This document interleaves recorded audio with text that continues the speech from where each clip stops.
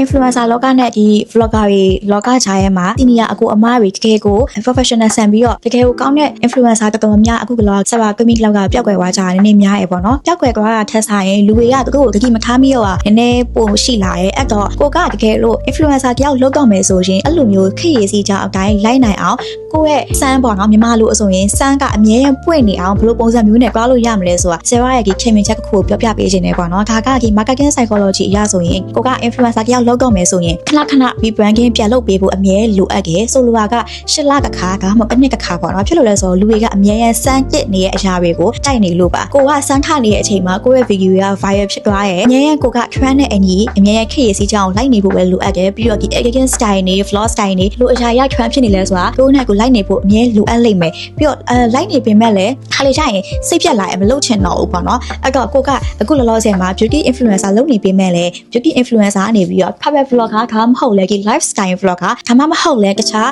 အများကြီးကိုစူးစမ်းလို့ရတဲ့အရာတွေကအများကြီးရှိနေရပေါ့နော်အဲ့တော့ကိုက beauty vlogger နဲ့စားလိုက်ပေမဲ့လည်းဘာဖြစ်လို့အလှအပနဲ့ပဲအမြဲရက်ကိုက်နေရမှာလဲကိုရဲ့ influence ကခဏလေးပဲအတိုင်းအတာအချိန်တစ်ခုထိပဲရှိမနေဖို့ရဲ့အချိန်အများဆုံးအထိကိုရဲ့ fan ကိုပေါ့နော်ကိုလိုချင်ကြလောက်အချိန်လောက်ထိထိန်းထားနိုင်ဖို့အတွက်ဆိုရင်တော့ပြောရမယ်ဆိုပြီး branding ကအမြဲလိုအပ်နေမှာပဲလူတွေကအတက်အဆန်းတွေကိုကြိုက်ကြရတယ်ကိုကိုကြိုက်လို့ follow လုပ်ခိုင်းတဲ့လူတွေအောင်မှကို vlog တွေကိုကြည့်ရပြင်းလာပြီဆိုရင်ကြော်ပြစ်ခဲ့တာပဲလေအဲ့ဒါကြောင့်မလို့ကိုကအမြဲအတက်အဆန်းတွေကိုအမြဲချပြနေဖို့လိုအပ်တယ်စိတ်ဝင်စားဖို့ကောင်းအောင်နေဖို့လိုအပ်တယ်ကိုကနောက်ပုံစံနဲ့လာနေရတယ်ဘာလို့စိတ်ဝင်စားအောင်လုပ်ရမှာလဲသူများကိုအဲ့လိုမျိုးပြောချင်တာရောမဟုတ်ဘူးစိတ်ဝင်စားအောင်လုပ်ရမယ်ဆိုပြီးအဲ့လိုမျိုး drama တွေခဏခဏပွဲရှာခိုင်းခါရလို့အဲ့လိုမျိုးကမဟုတ်ဘူးเนาะပြောရမယ်ဆိုရင်ခဏခဏပြီး branding ပြန်လုပ်ပေးနေဖို့လိုအပ်တယ်လို့ဆိုလိုရပါ